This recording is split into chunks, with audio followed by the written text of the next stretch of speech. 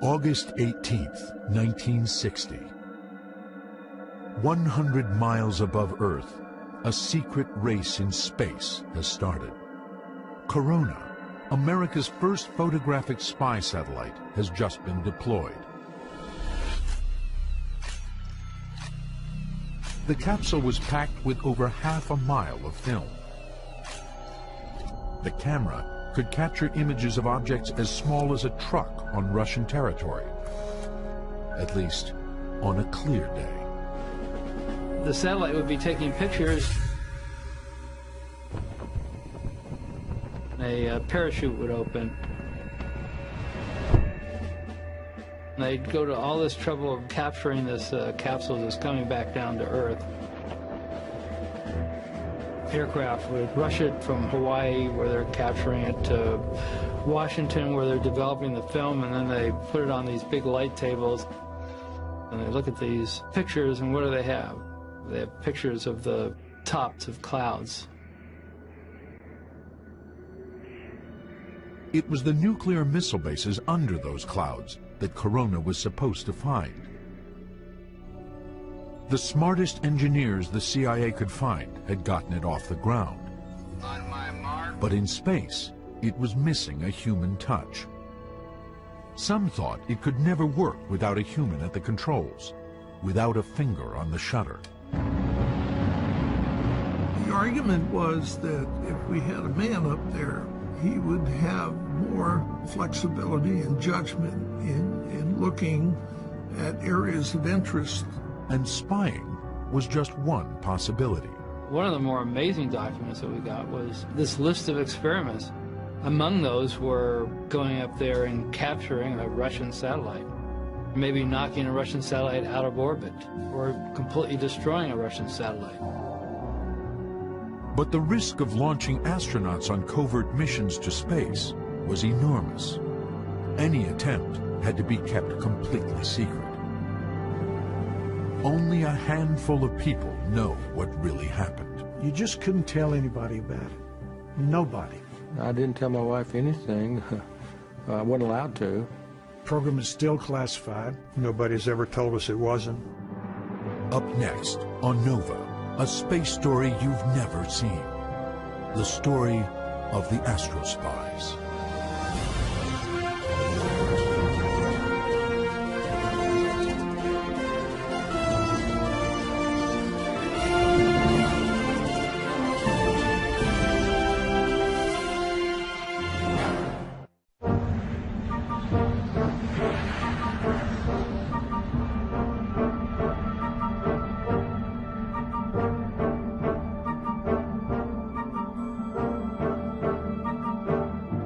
May Day, 1960, the height of the Cold War, and 13 miles above the Soviet Union, all systems were go.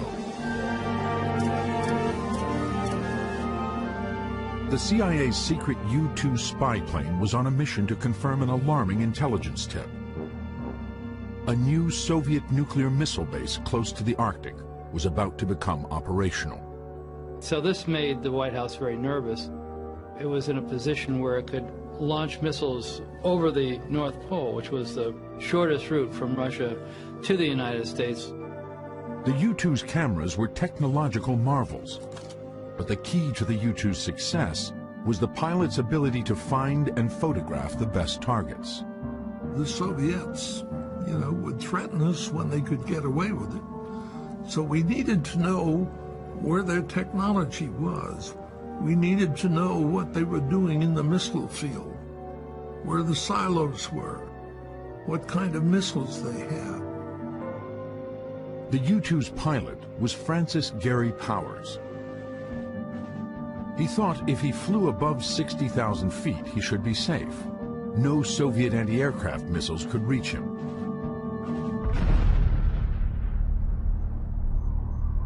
He was wrong. When Gary Powers was shot down, the president said, no more U-2 overflights. So that put the United States in a very bad position. We had these U-2s and we couldn't fly them over the Soviet Union. You don't want to cause a provocation and you don't want to be shot down. What's the answer? Well, you go up into space. This is Mercury Control. The countdown is now T minus. Launch Complex 5-6 at Florida's Cape Canaveral is a monument to the early days of space exploration. 3, 2, 1, 0.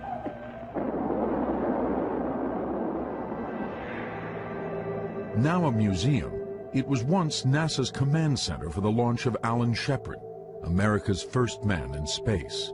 All systems are go. In December 2004, NASA Special Agent Dan Oakland was called over to the old blockhouse to help solve a problem. With trying to find some keys to a door that was closed for a good number of years.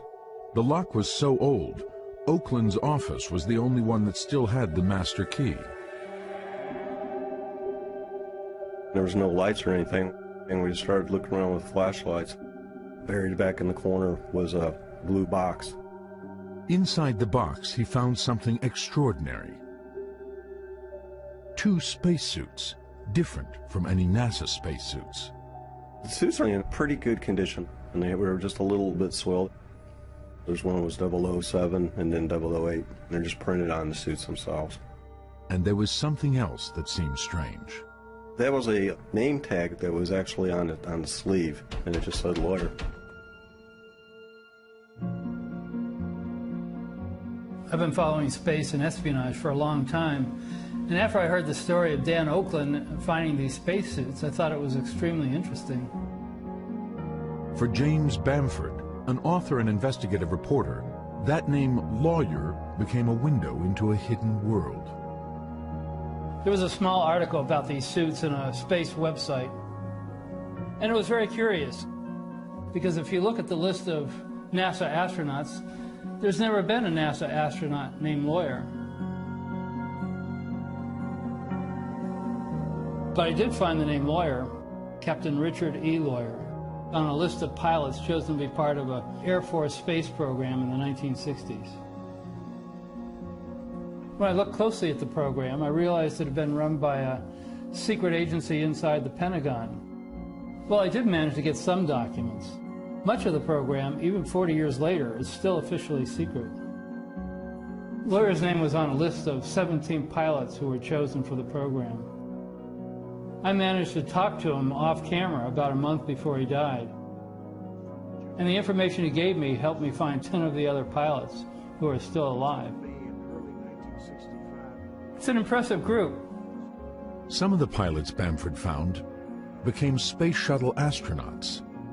Vice Admiral Richard Truly even became the head of NASA. Lieutenant General James Abramson was put in charge of President Reagan's Star Wars program.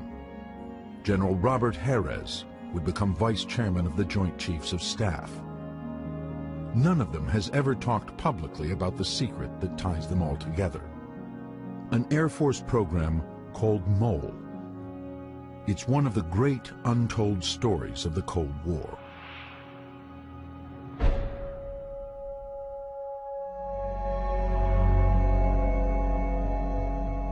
The story begins in January 1964 with a new group of America's best military pilots arriving at Edwards Air Force Base in California.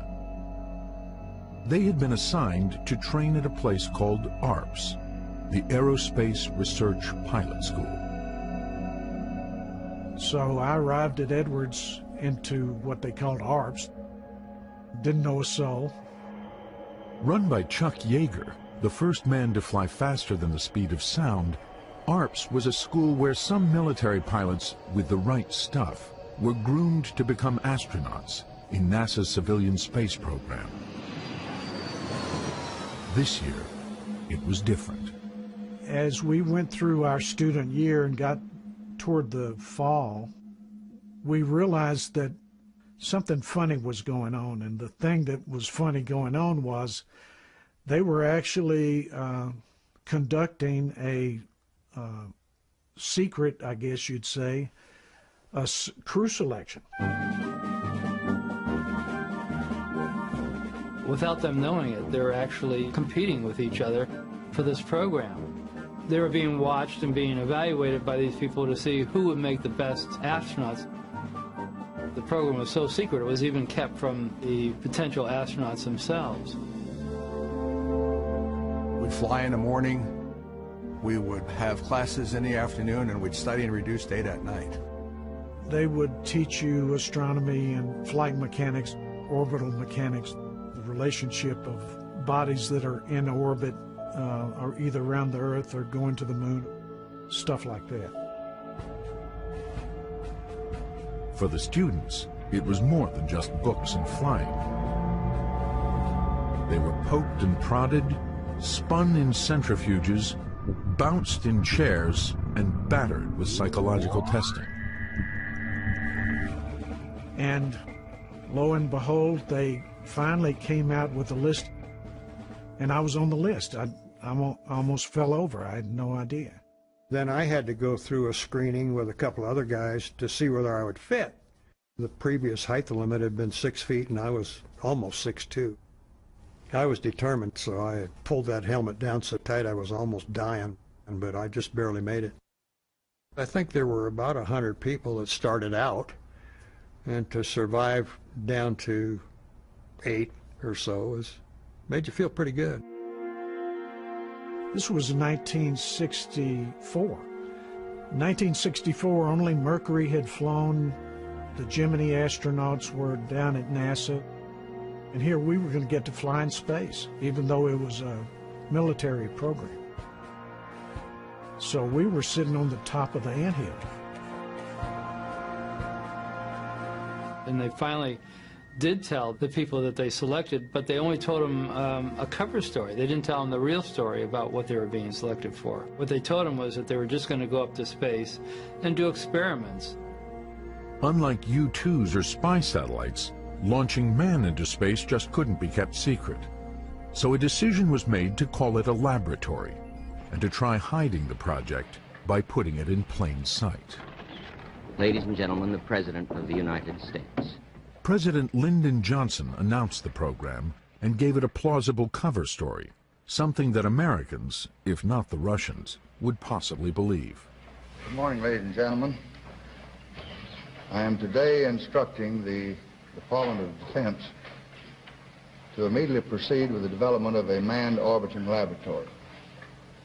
This program will bring us new knowledge about what man is able to do in space. The cover story was that the Manned Orbiting Laboratory, or MOLE, would be a space station crewed with 2 military astronauts for 30-day missions. During that time, they'd perform routine experiments on themselves and test their ability to do military tasks in space. There was no mention of an operational mission, nor any hint of espionage. The cost of developing the manned orbiting laboratory will be $1.5 billion. It took 3 more months until the crew was finally told their real mission. And that day really was an amazing day. We got briefed into the program as to what it was about. The MOLE was actually an orbital spy station, equipped with a camera the size of a car. It would fly an orbit that would give maximum coverage to Russian targets. And the crew were no longer going to be astronauts. They were going to be astro spies. In essence, they're going to become the successors to Francis Gary Powers, basically. They're going to be the people who are going to be flying over Russia now. I think everybody was tickled. I mean, it was something that we really thought would contribute. We weren't going to go check how the African flute fly worked under zero gravity. You know, we're going to do something worthwhile, okay, that we thought was worthwhile.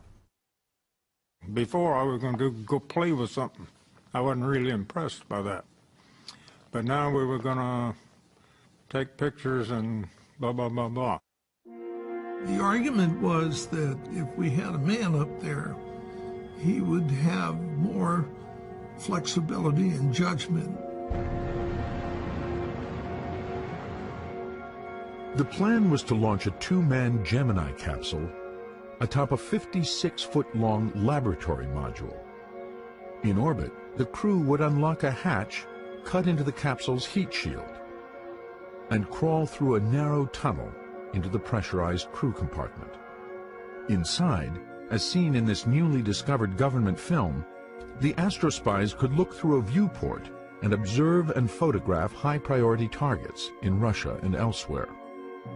When the 30-day mission was completed, the astrospies would return to Earth in the Gemini capsule, leaving the laboratory module to deorbit and burn up in the atmosphere. With their highly classified mission in hand, the astrospies disappeared into a hidden world.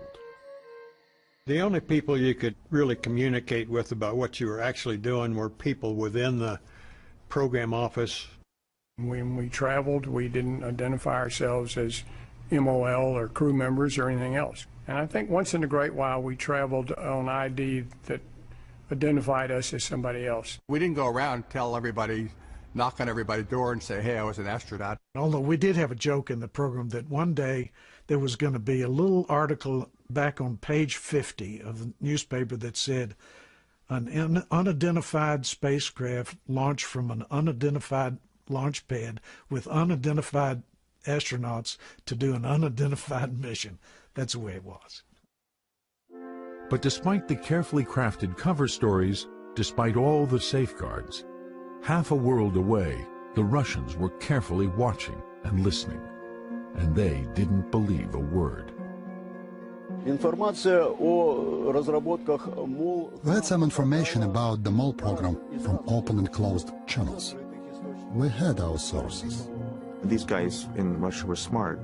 They could look at MOL, they could see sort of the general systems layout, and they could tell you, well, this is for something much more serious than simply applied military experimentation. Russia was being surrounded by a network of American nuclear missile bases, and we needed information on the location of these bases.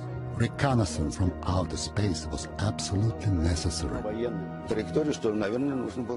We faced the problem of how potential targets could be identified and located. That's how the Almaz project was born. In Russian, Almaz means a diamond in the rough. Almaz was the code name for the Soviet spy ship, a code name that could never be spoken.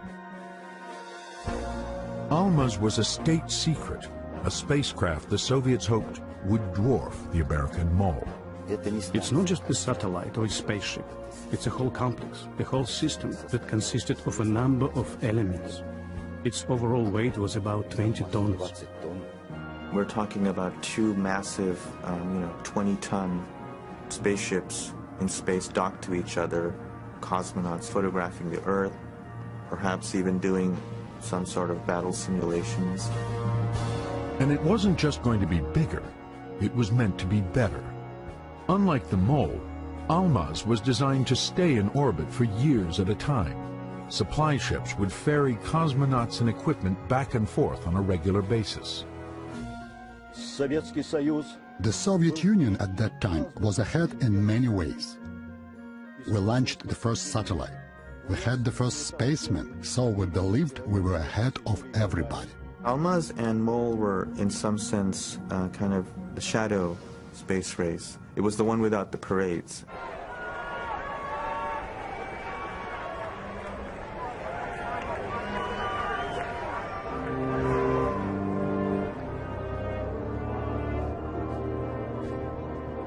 It's hard to remember the sense of conflict.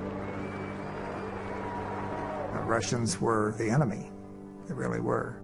And the game became, we need to beat the Russians into space.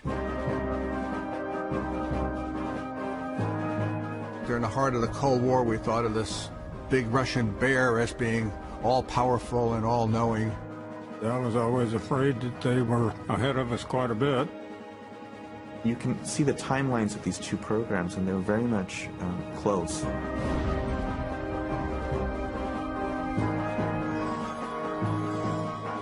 Hidden from view, an intensive training program began. MOL crew members began simulating life in zero gravity. We did some of the work in zero-G airplanes, particularly learning how to crawl through that hatch in the Gemini B. One task the AstroSpy simulated over and over was one of the most basic, going back and forth through the hatch and narrow tunnel that connected the Gemini capsule to the laboratory module. One would go back into the Gemini through this really awkward tunnel. As we progressed on the program, we got better at what we were doing. In an eerie parallel world, cosmonauts were practicing exactly the same maneuvers in Russian airplanes. Even though there was no exchange of information between the Americans and the Soviets, we were thinking in the same direction.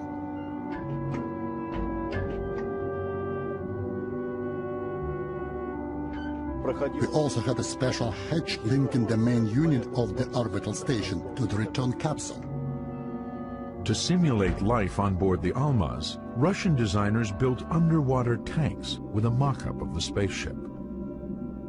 There, planners had more time to study complicated maneuvers, like loading film capsules into the station.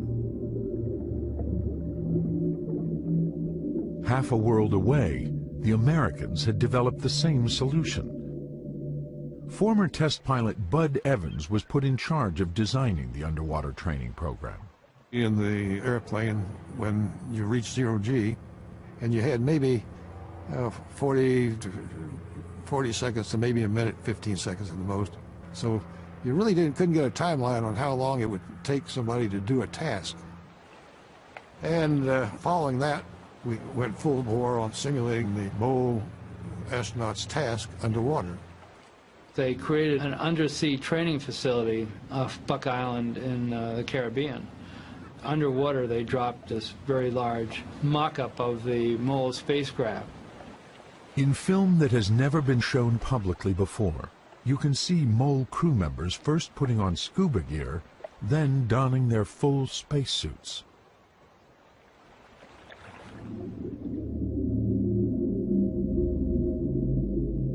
It was very similar to what it would be in space. Cutting out some of the gravity, you can't move very well. With a more complete mock-up, the MOL crew members practiced more mission-critical tasks, like simulating how to move the packages of exposed film back through the narrow tunnel into the Gemini capsule. We had to know how long these tasks were going to take. This was one way to get some real timeline studies. While both the astronauts and cosmonauts were training for reconnaissance, military planners saw orbiting spy stations as just a first step. Any nation sufficiently advanced in space technology can convert a vehicle into a military spacecraft to deny the use of space to the free world. A 1963 Air Force briefing film titled Space and National Security depicted space as a battlefield and showed just how far the military thought that battlefield might extend. In the 60s, this was a time of big thinking on both sides. The Russians were really thinking grand, and we're talking multiple battle stations in Earth orbit, reconnaissance stations, manned by dozens and dozens of cosmonauts.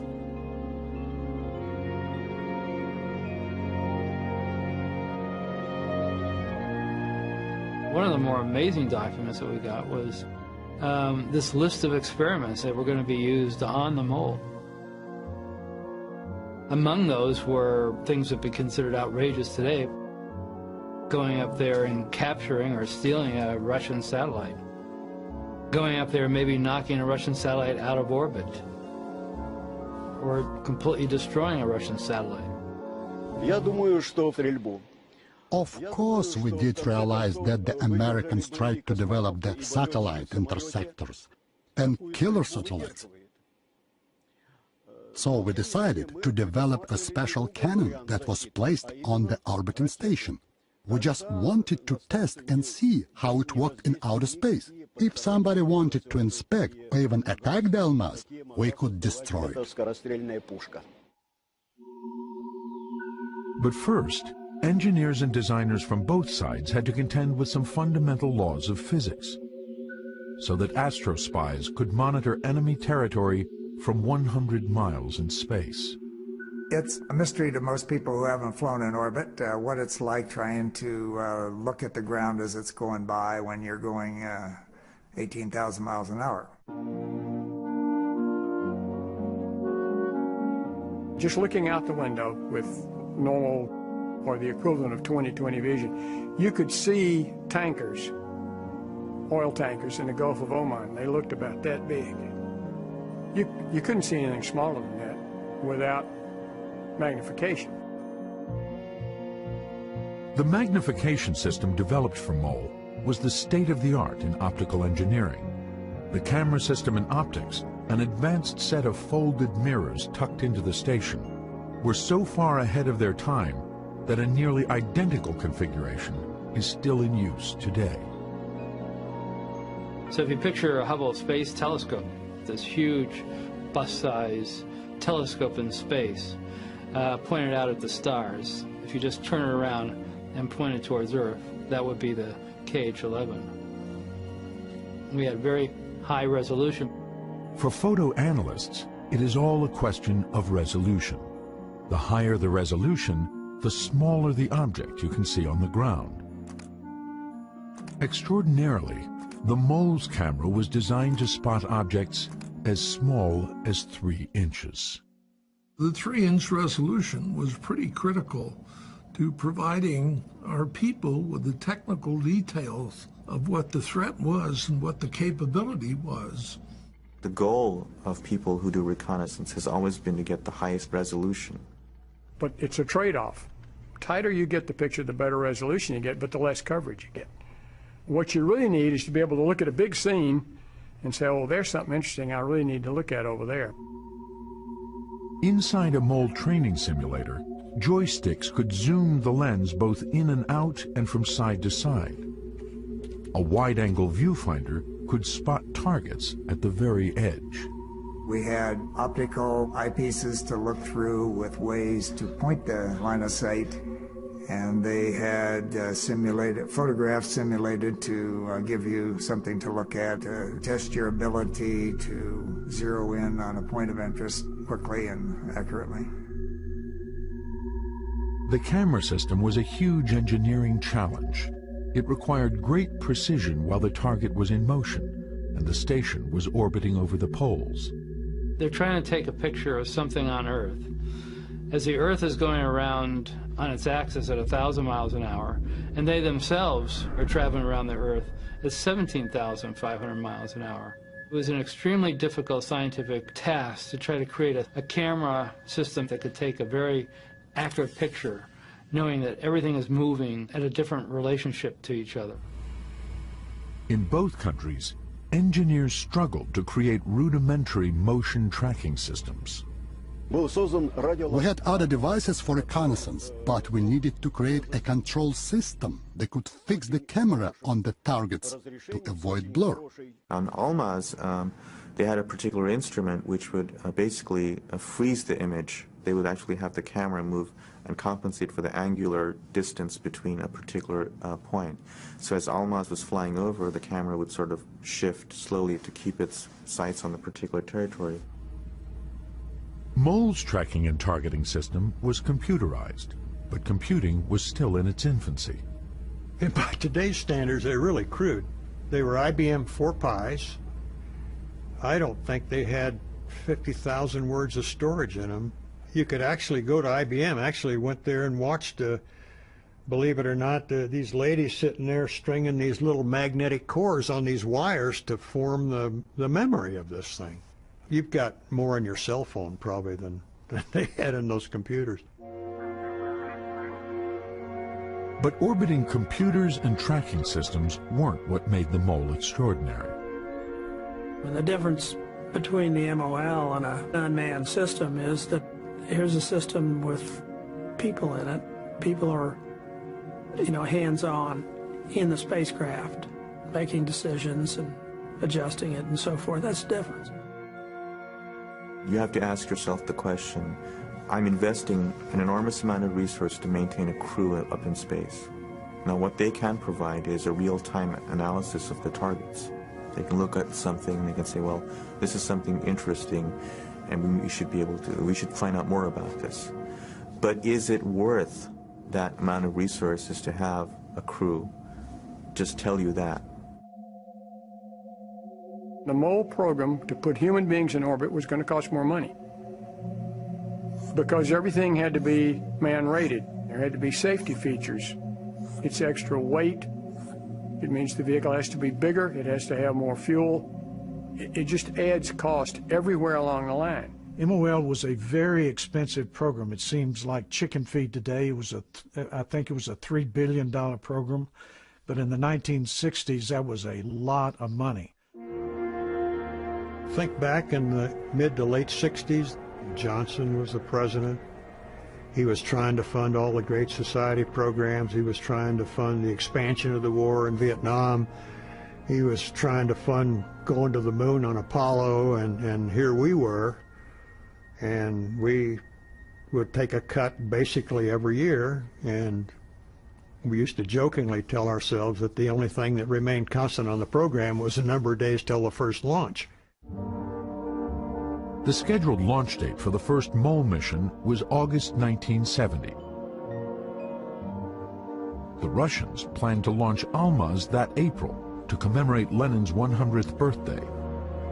But in November 1966, the Americans seemed poised to make a huge leap forward. At Cape Canaveral, a unique rocket configuration was rolled out to the launch pad. Atop the standard Titan 3C solid rocket boosters was a hollow mock-up of the MOLE laboratory. And atop that, workers attached an unmanned Gemini B capsule. Designers needed to test whether the Gemini's heat shield would still work after the MOLE's access hatch had been cut into it. Unlike most NASA launches, there were no astronauts on display. You know, the NASA astronauts back in the 60s were all good friends of ours. We knew them all. We went to Houston, and when we went to Houston, they'd tell us all about what they were doing, and we wouldn't tell them anything about what we were doing. We were different, that's all. We weren't on the cover of Life magazine. We weren't driving Corvettes. We were, just doing different things.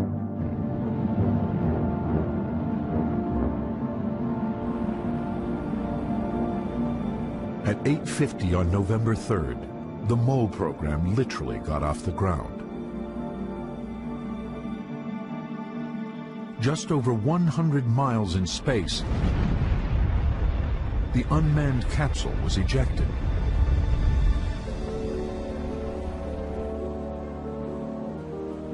U.S. Navy ships recovered it 5,500 miles out in the Atlantic.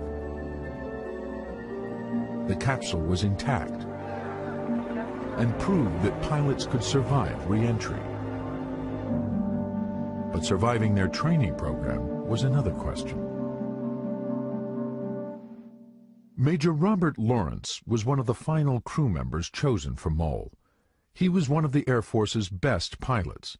He had a Ph.D. in chemistry, and he was the first African-American selected to be an astronaut. Bob was such an excellent pilot that the idea of him having an accident really had never entered my mind. They were doing a simulated shuttle approach in an F-104, which was a very difficult maneuver. And I think Harv Royer was flying the airplane. And he just misjudged a second or two, and that's all you had. And I think they got too low, pulled out too late, actually hit the ground hard, bounced in the air, and as I understand, the airplane rolled. And Royer managed to, they both ejected. Royer survived the ejection and Bob didn't.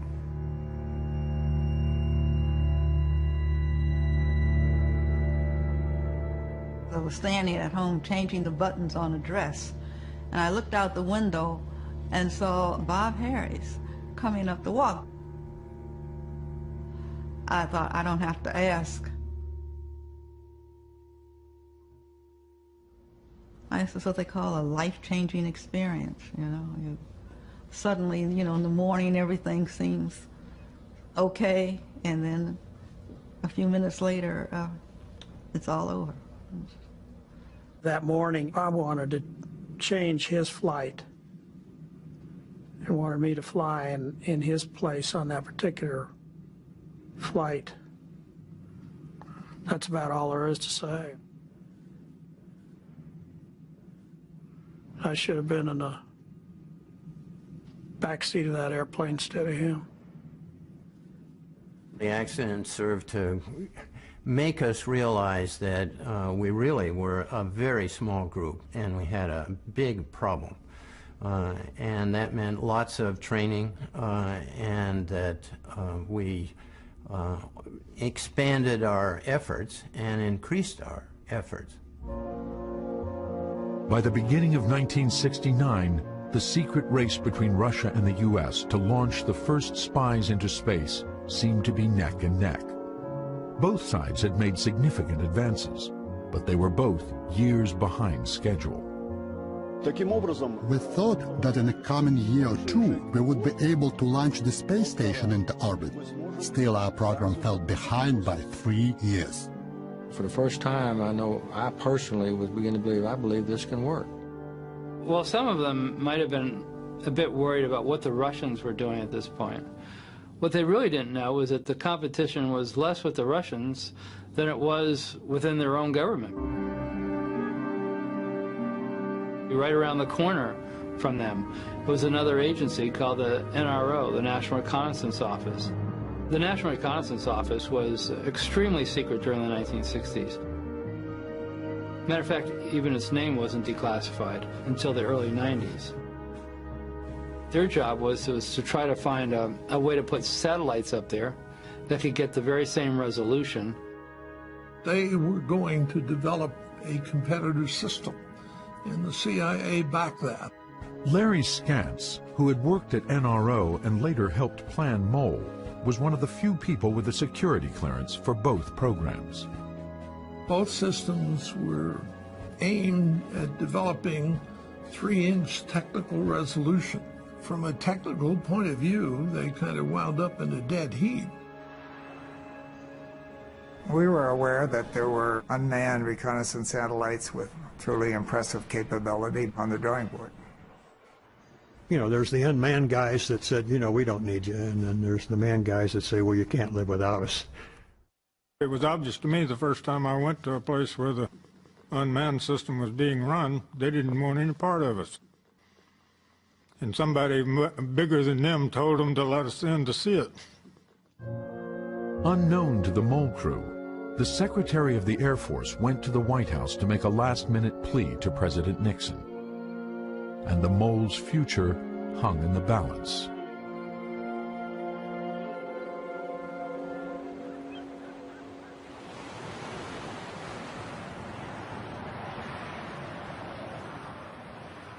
For Hank Hartsfield, the morning of Tuesday, June 10th, 1969, was like any other.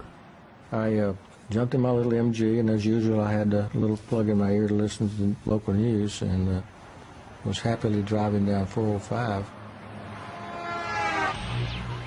They came in with an announcement. This morning, the Manned Orbiting Laboratory has been canceled by the Department of Defense. Holy cow, what's going on here? And there was 2 news stations. I switched to the other one to see if the story would be any different, and it wasn't. I was in a meeting arguing with an engineer, and I felt this tap on my shoulder, and I looked around, and it was Mac. And I looked in his eyes, and he said, real low, nobody else in the room heard him, he said, the program's canceled. And I turned around to this engineer that I was arguing with, and my mind was blank. I didn't know what we'd been talking about. What happens to the 14 astronauts now who've been training for lengthy missions? Well, they'll find, I'm sure, appropriate assignments elsewhere. They're a very good bunch of boys, and I'm sure they'll have many opportunities to use this experience in their furtherment of their careers. Okay, sir. Thank you. The end of the MOL program turned out to be as low-key as its beginning. 6 weeks later, the world focused on man's role in space, but they were watching Neil Armstrong step foot on the moon. Oh, that looks beautiful from here. It has a stark beauty all its own. The world was unified at that point, and I think everybody was happy that a human being had landed on another planet. By the same token, I would say that I still cry at night a little bit about not getting to go. The Americans had just landed on the moon in 1969, which was probably the greatest event in the history of space exploration so far. The Russians had completely been upstaged. They'd lost the moon race. So Dmitry Ustinov, who's basically the effective head of the Soviet space program, demands something to respond to this. This is what the Russians came up with. This is the spy station called Almaz. 13 years in the making, the sole remaining capsule is locked away in a warehouse on the outskirts of Moscow. It is a closed facility, a place foreigners are still denied access. Nova's cameras were allowed inside, but only with a Russian camera crew. The Almaz capsule was divided in 3 sections. One section was the crew quarters, a rudimentary bed, a table where cosmonauts could sit and prepare food, a tank to sip water from.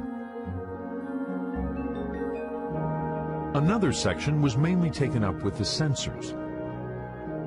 Largest among them, the Agat camera, weighing more than 2 tons, with 6-meter mirrors folded inside. And in the middle, the operations module, where astrospies could zoom down to almost any point on Earth. To show them where they were, a simple globe that depicted their point in orbit. A screen they could look at that showed them a 100-kilometer panorama of the world below. In front of that screen, a viewfinder that could zoom in to 100 meters. We could see details that were half a meter long from 250 kilometers in outer space. For example, we could see the make of the car, if it's a Ford or Toyota. The entire station was gyroscopically controlled, designed to pivot as it passed over its target, so that when the shutter was triggered, the pictures wouldn't be blurred. And on the outside of the station, a first for manned spaceflight. A weapon, a 23-millimeter cannon that could fire on an enemy satellite that might be flying too close for comfort. In June 1974, all of this was loaded on top of a giant Proton rocket and rolled out to the Baikonur launch site. The Almaz capsule was covered with a shroud, so American reconnaissance satellites couldn't photograph it.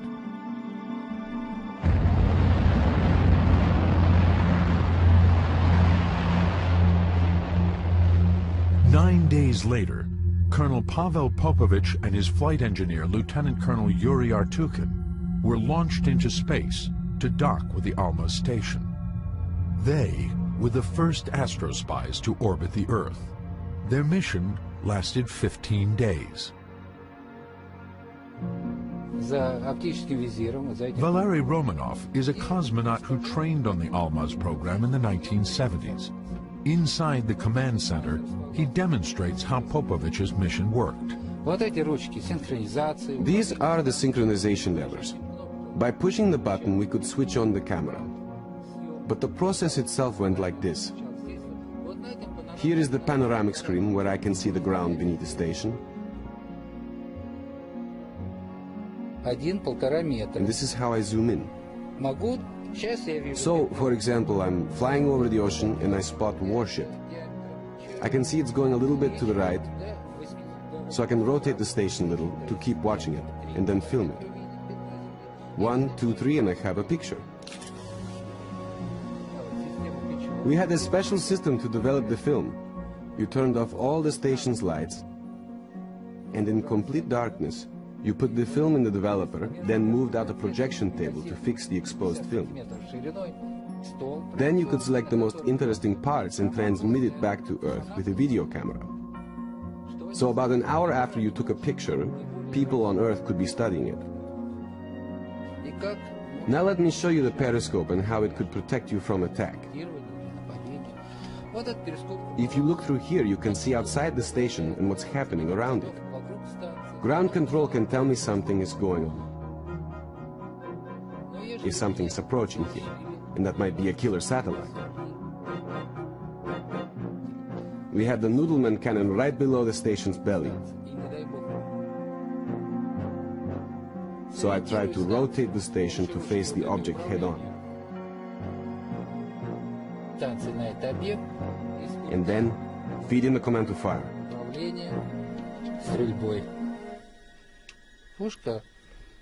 Fortunately, that never happened.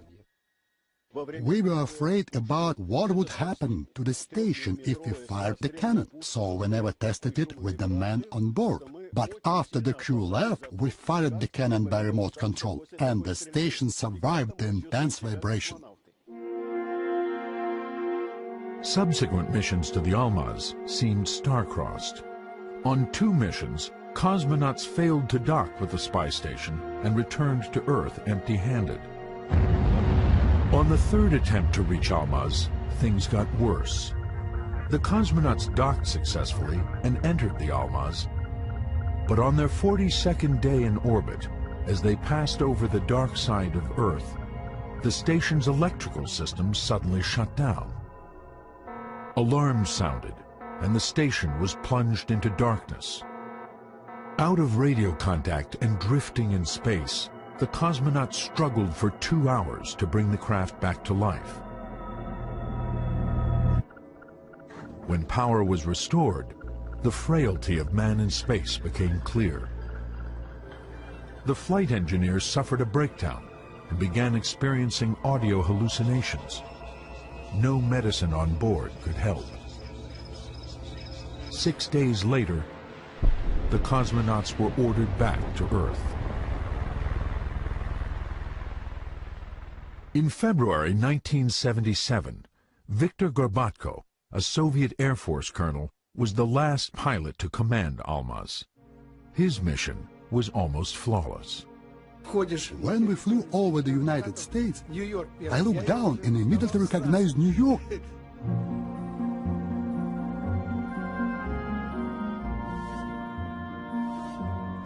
We could see human beings on the streets. I would say we could see objects about 1 meter in size.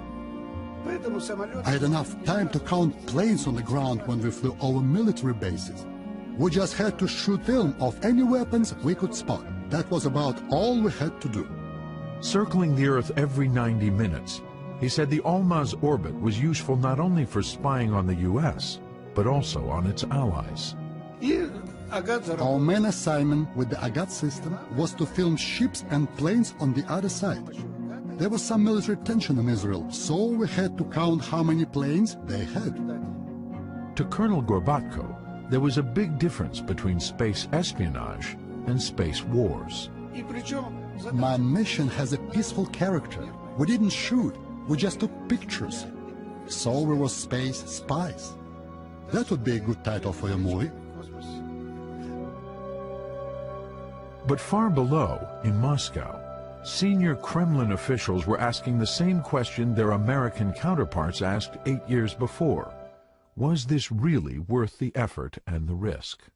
One of the biggest ironies here was that the Russians probably felt that they won, but in the end it was a hollow victory because they ended up basically coming to the same conclusion. It just took them about a decade longer.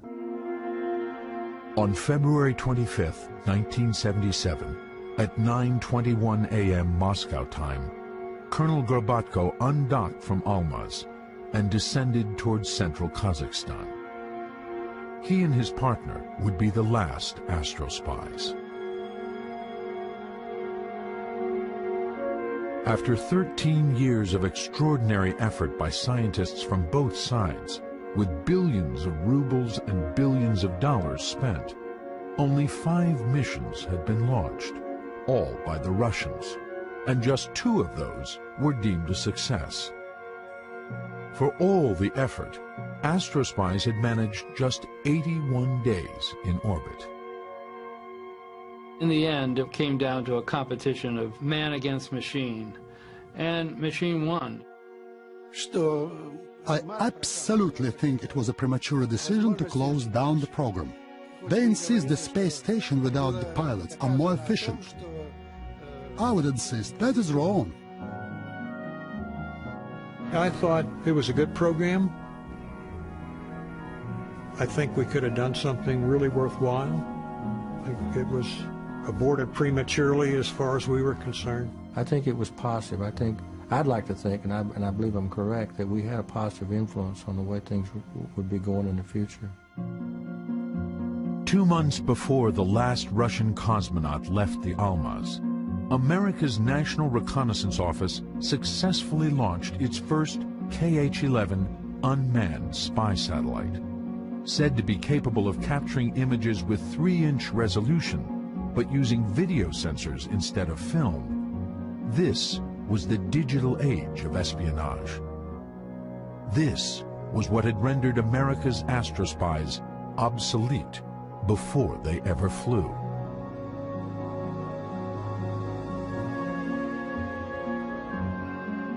"30 years later, dozens of unmanned satellites silently monitor the world below. They are also the Astrospies' legacy. When I look back at what we did on MAO, we didn't, as far as I know, develop something that has led to another manned system. I think that the work we did helped provide data for future systems. Just yesterday I went to the Google search engine and I could actually see my own house. 30 years ago, who would have thought I would be able to see something like that?